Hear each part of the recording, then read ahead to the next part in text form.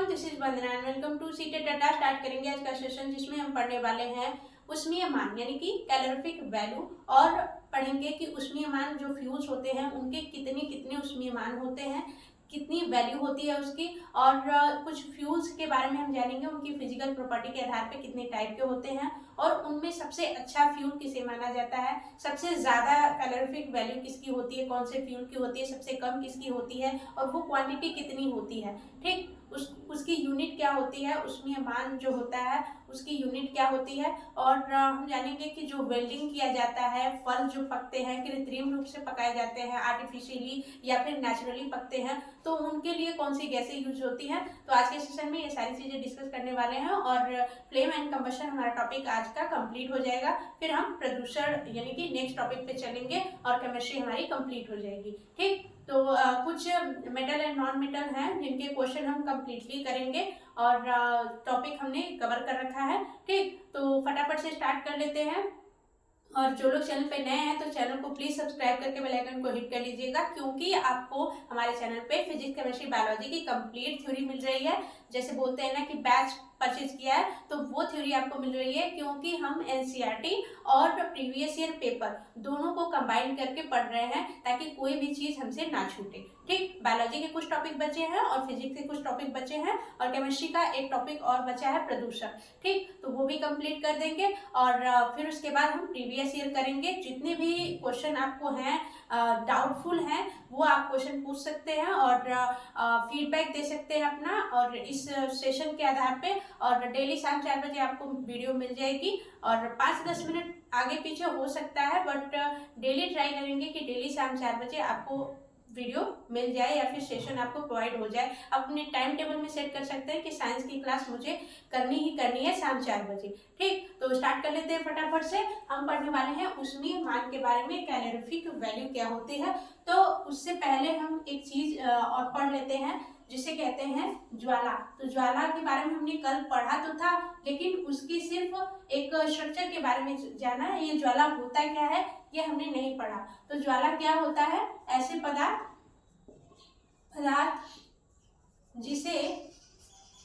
जिसे गर्म करने पर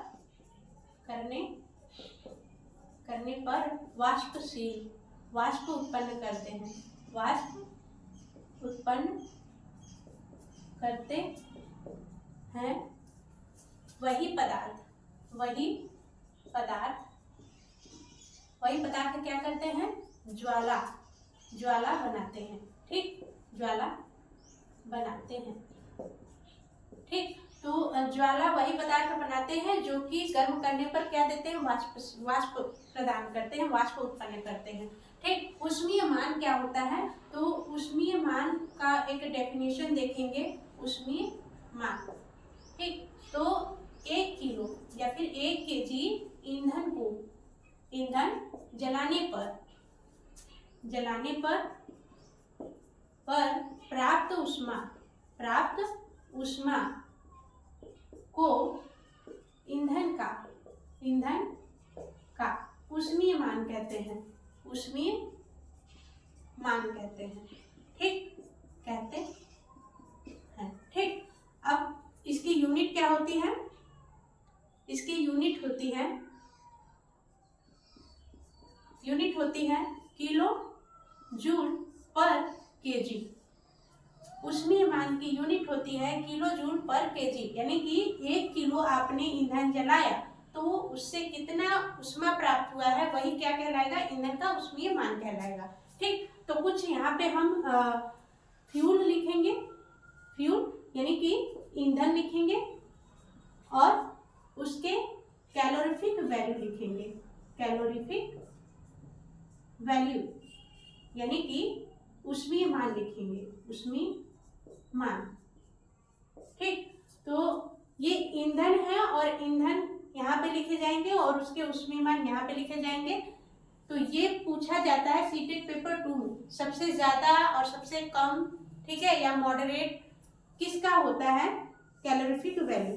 तो यहाँ पे हम लिख लेते हैं, पहला हम स्टार्ट करेंगे वहां से जिसका कैलोरीफिक सबसे कम होगा, यानी कि आपने देखा होगा काऊ डंग, ठीक है, गाय का जो गोबर होता है, गाय के गोबर का जो उपले बनते हैं, गोटा जिसे बोलते हैं, तो उसका होता है 6000 से 8000 तक। ठीक, हमेशा हर जगह हम 1000 ही यूज करेंगे, ये वैल्यू बदल जाएगी, 1000 ही चलते जाएंगे। ठीक, तो काउ डंग हो गया। फिर उसके बाद काउ डंग के बाद हम आ जाएंगे नेक्स्ट वाला लकड़ी के बाद, यानी कि वुड। लकड़ी का जो होता है वो होता है 17,000 से लेकर के 22,000 तक। ठीक, बोला था ये वैल्यू बदल जाएगी, 6 से 17 हो गया लेकिन 1000 तो 1000 ही है। ठीक है, 8 से 22 हो गया लेकिन 1000 तो 1000 ही है। फिर उसके बाद कोयला आ जाता है, कोल। ठीक, कोल का कैलोरीफिक वैल्यू होता है, यहाँ पे 22 है तो हम 25 कर देंगे। ठीक, 25,000 से लेकर के यहाँ पे, तो यहाँ पे डीजल, पेट्रोल, केरोसिन, इसका याद रखना बहुत आसान है, क्योंकि इन तीनों का कैलोरीफिक वैल्यू जो होता है वो होता है 45,000, यानी कि 45,000 होता है। ठीक, फिर उसके बाद आ जाते हैं CNG, और जिसे कंप्रेस्ड नेचुरल गैस बोलते हैं, और मीथेन जिसे बोलते हैं बायोगैस। ठीक है, गोबर गैस। ठीक, तो इसका कैलोरीफिक वैल्यू क्या होता है? इसका कैलोरीफिक वैल्यू होता है 50,000।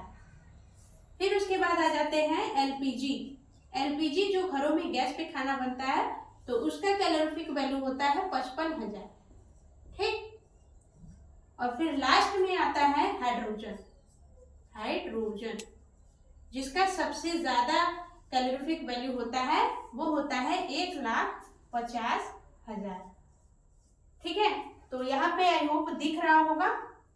अगर नहीं दिख रहा होगा तो साउंड तो आ ही रही है, तो साउंड से आप लिख सकते हैं। अगर नीचे का 1-2 छूट गया होगा तो किस तरीके से हमें याद रखना है? काउ डंग से स्टार्ट करना है, काउ डंग का, फिर उस 6 से 8 ये याद रख लेना है। फिर उसके बाद लकड़ी। ठीक है, गौठा होता है, गौठा से ज्यादा हीट आपको लकड़ी देता है, फिर लकड़ी से ज्यादा हीट कोयला देता है, और कोयला से ज्यादा हीट आपका देता है बायोगैस, जिसे बायोगैस पे खाना बनता है। ठीक, बायोगैस से खाना बनता है।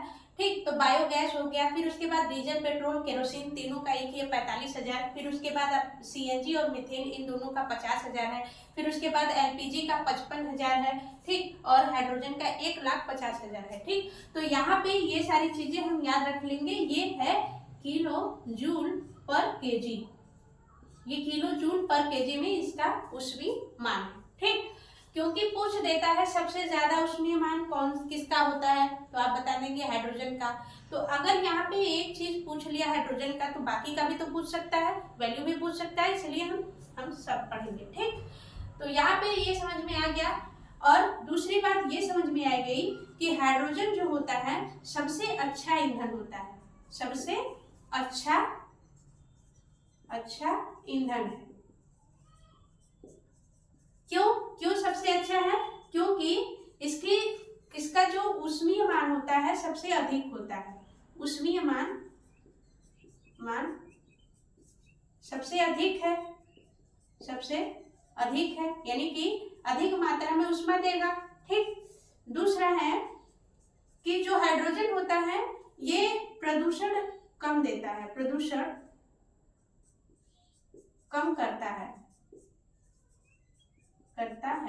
प्रदूषण कम करने का मतलब, जैसे कोयला होता है, तो कोयला जब जलता है तो अधिक मात्रा में क्या मिलता है हमें, जब आंशिक रूप से जलता है तो वहां से कार्बन मोनोऑक्साइड निकलती है, जो कि हमारे एनवायरनमेंट को खराब करती है, प्रदूषित करती है। लेकिन हाइड्रोजन जो होता है वो हमारे एनवायरनमेंट को कम प्रदूषण फैलाता है। ठीक है, तीसरा है कि ये जो हाइड्रोजन है ये स्वच्छ और भविष्य का ईंधन भी कहा जाता है, भविष्य ईंधन कहते हैं। अब ये दोनों क्यों कहते हैं? स्वच्छ इसलिए कहते हैं क्योंकि ये जलने के बाद वेस्ट नहीं देता। ठीक है, यानी कि राख, जैसे कि उपले जलाते हैं, लकड़ी जलाते हैं, कोयला जलाते हैं तो हमें राख मिलता है, लेकिन हाइड्रोजन जो है, ठीक है, हाइड्रोजन जो है ये हमें राख नहीं देता, वेस्ट चीज नहीं देता, और भविष्य का ईंधन कहते हैं कि भविष्य में ये अच्छा ईंधन बन जाएगा। ठीक, तो इतनी सारी चीजें हो गई। अब हम आएंगे कि आइडियल यानी कि आदर्श ईंधन, आइडियल ईंधन के बारे में। फ्यूल, आदर्श ईंधन। ठीक, आदर्श ईंधन क्या होता है? पहला, आदर्श ईंधन सस्ता होना चाहिए, सस्ता हो। ठीक, दूसरा, ये आसानी से मिल जाए, आसानी से प्राप्त हो सके, ऐसा नहीं है कि आपको खाना बनाना हुआ और आपका ईंधन खत्म हुआ तो आपको जाना पड़े 10-15-20 किलोमीटर दूर जाना पड़े। ठीक है, दूसरे देश चले गए ईंधन लाने के लिए, पता चले खाना ही बनता रह गया। ठीक है, तो इसका मतलब है आदर्श ईंधन कौन होगा? जो सस्ता हो, यानी कि चीप हो। चीप कहने का मतलब कि आप के पास बहुत सारे पैसे नहीं है फिर भी आप उसे प्राप्त कर सके। ठीक, और दूसरा कि आपका अगर ईंधन खत्म हो जाए तो आप अपने आसपास से भी उसको ला सके, आसानी से प्राप्त हो सके। ठीक है, तीसरा कि अधिक मात्रा में ऊष्मा दे। ठीक, अधिक मात्रा में ऊष्मा दे, कहने का मतलब है कि अधिक मात्रा में ऊष्मा देगा तभी तो खाना बनेगा। पता चले कि खाना बनाते बनाते ही पूरा दिन बीत गया। ठीक है, तो इतना ऊष्मा दे, एक्चुअली अच्छा खासा ऊष्मा दे कि आपका खाना पीना बन जाए। ठीक है, आपका काम हो जाए। ठीक, तीसरा कि मध्यम दर पर आसानी से जल जाए। कहने का मतलब ये है कि मध्यम दर पर इसलिए बोला जा रहा है क्योंकि हमने जब फ्लेम के बारे में पढ़ा, जो यहाँ पे कैंडल थी और हमने फ्लेम के बारे में पढ़ा, तो यहाँ पे हमने क्या पढ़ा कि तीन लेयर होती हैं, एक आउटर लेयर, एक मिडल लेयर और एक इनर लेयर। ठीक है, जिसे जोन भी बोलते हैं। ठीक, तो ये क्या था? मॉडरेट था। ठीक, मॉडरेट हॉट था, ये क्या था? हॉटेस्ट था। ठीक, तो यहाँ पे बोला जा रहा है मॉडरेट का मतलब कि मध्यम, है ना। मध्यम कहने का मतलब कि मध्यम दर पर, ये नहीं कि हमने माचिस जलाई और वहां पे पूरा आग जम गया। ठीक है, ऐसा नहीं, ऐसा ईंधन ना हो। ऐसा ईंधन हो कि हम लाइटर जलाएं और वो जल जाए। ठीक है, और अच्छा खासा ऊष्मा दे।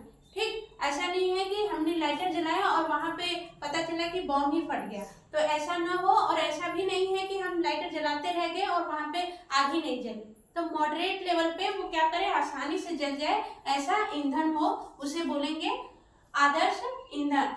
नेक्स्ट हम पढ़ेंगे, नेक्स्ट क्या है?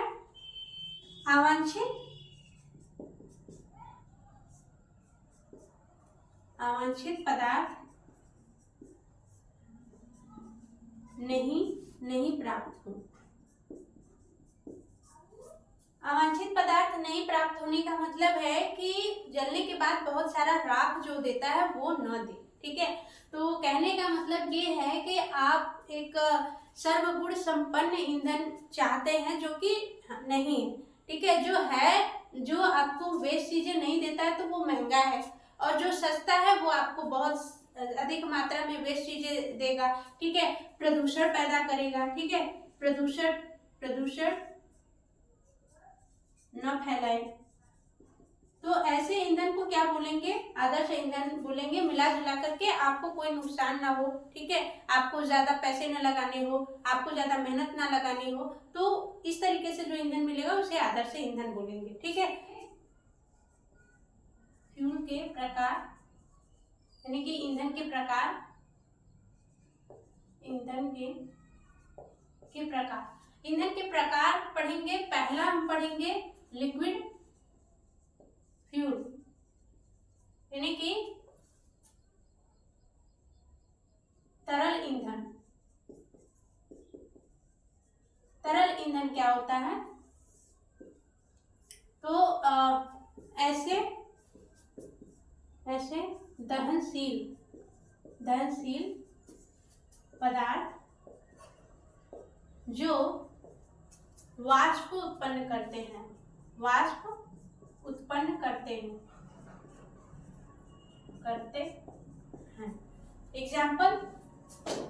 एग्जाम्पल लिक्विड के तौर पे है, तो जैसे कि आपका हो गया पेट्रोल, एल्कोहल, ठीक है, डीजल, तो ये सारे क्या हो गए, ये तरल ईंधन हो गए, ठीक है, जो कि जलेंगे, ठीक है, जिनका दहन होगा तो ये वाष्प उत्पन्न करते हैं। दूसरा सॉलिड फ्यूल, यानी कि ठोस ईंधन। ठोस ईंधन क्या होते हैं, ऐसे ईंधन, ऐसे दहनशील पदार्थ जो कमरे के ताप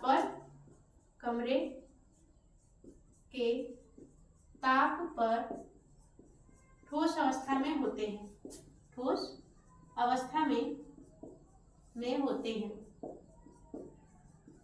तो इनका अगर एग्जाम्पल देखें तो जैसे आपने कपूर देखा होगा, ये क्या होते हैं, ठोस अवस्था में होते हैं कमरे के तापमान पे। लकड़ी क्या होता है, ठोस अवस्था में होता है, ठीक है। कोयला क्या होता है, ये भी ठोस अवस्था में होता है। कोक क्या होता है, ये भी ठोस अवस्था में होता है, ठीक। और पैराफिन मोम, ये भी क्या होता है, ठोस अवस्था में होता है।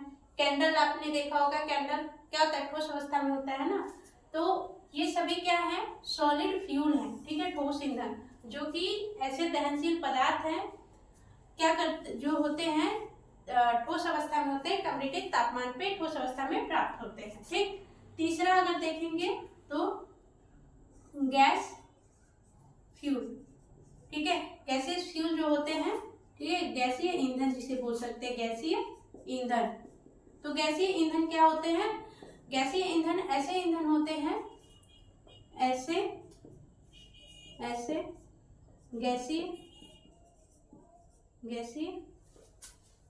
दहनशील पदार्थ जो कि गैस अवस्था में प्राप्त होते हैं, ठीक है, जो कि हमें गैसीय अवस्था में प्राप्त होते हैं और वो जल सकते हैं। जैसे कि एग्जाम्पल अगर देखें तो एग्जाम्पल क्या हो जाएगा, आपका एलपीजी हो गया, प्राकृतिक गैसें हो गई, प्राकृतिक गैस हो गई, गैसें, ठीक। कोयला गैस हो गया, कोयला गैस। तो ये सब क्या है, ये सब दहनशील गैसें हैं या फिर दहनशील गैसों का मिश्रण है, ठीक। तो गैसीय ईंधन क्या होता है, दहनशील गैसें या फिर दहनशील गैसों का मिश्रण, वो क्या कहलाते हैं, गैसीय ईंधन कहलाते हैं, जो गैस के फॉर्म में प्राप्त होते हैं आपको। ये सभी ईंधन हो गए। अब हम पढ़ने वाले हैं कि एसिटिलीन और एथिलीन, ये दोनों गैसों का काम क्या होता है। एसिटिलीन, ठीक, एसिटिलीन गैस के बारे में हम जानेंगे। एसिटिलीन गैस क्या होती है, C2H2, और ये प्राप्त कैसे होती है, ये प्राप्त होती है कैल्शियम कार्बाइड। कैल्शियम कार्बाइड को जब वाटर के साथ मिक्स करेंगे तो हमें मिलती है एसिटिलीन गैस। एसिटिलीन गैस हम ये क्यों पढ़ रहे हैं, क्योंकि आपको क्वेश्चन में पूछ देगा कि एसिटिलीन गैस, यानी कि ये भी पूछ सकता है कि वेल्डिंग या फिर लोहा काटने के लिए कौन सी गैस का यूज होता है, तो एसिटिलीन गैस का यूज होता है, ठीक। या फिर वेल्डिंग, यहाँ पे बोल सकते हैं वेल्डिंग के लिए एसिटिलीन यानी कि C2H2 प्लस ऑक्सीजन का यूज किया जाता है, ठीक। दूसरा चीज हम यहाँ पे ये पढ़ेंगे कि जो एसिटिलीन होता है, ये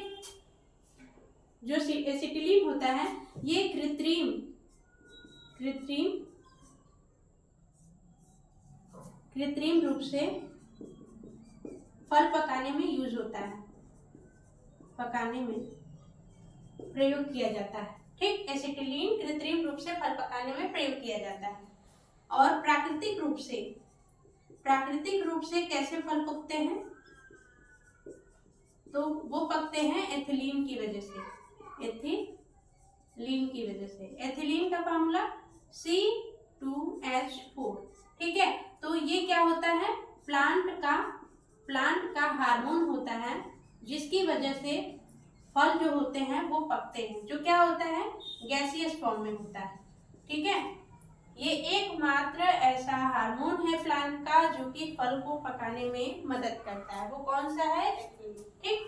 तो ये प्राकृतिक रूप से ये गैसें पकती है, ठीक। और ये जो एसिटिलीन होता है ये वेल्डिंग में यूज होता है, जो कि क्या होता है? बहुत गर्म होता है, बहुत गर्म होता है, ठीक। तो ये सारी चीजें आज के सेशन में थी और कंप्लीट होता है आज का सेशन, यानी कि कंबशन एंड फ्यूल बोलते हैं जिसे, दहन और ज्वाला। तो कंप्लीट हमने डिस्कस कर दिया है और नेक्स्ट सेशन में हम पढ़ने वाले हैं पोल्यूशन यानी कि प्रदूषण के बारे में। तो फटाफट से चैनल को सब्सक्राइब कर लीजिए अगर आप कंप्लीट थ्योरी पाना चाहते हैं एनसीईआरटी की 6 to 8 की कंप्लीट एनसीईआरटी, और प्रीवियस ईयर पेपर साथ में डिस्कस करना चाहते हैं। तो अभी दिसंबर में आपका तो होना ही है सीटेट, तो अभी टाइम है, अगर आप चाहें तो कंप्लीट रूप से कर सकते हैं। और बहुत ज़्यादा लेंथ नहीं होता है वीडियो का, 20, 30, 40 यही इतना ही रेशियो लेकर के चलिए। तो अगर आप ध्यान से देखें तो बहुत अच्छे से आपका कवर हो जाएगा। और अपने शेड्यूल को मेंटेन करिए, अपने आप को मेंटेन करिए, सारा कुछ हो जाएगा। फटाफट से चैनल को सब्सक्राइब कर लीजिए, अगर चैनल पे नए हैं कमेंट करके फीडबैक जरूर दीजिएगा। मिलेंगे नेक्स्ट वीडियो में। बाय बाय, टेक केयर और पढ़ते रहिए एंड थैंक्स फॉर वॉचिंग।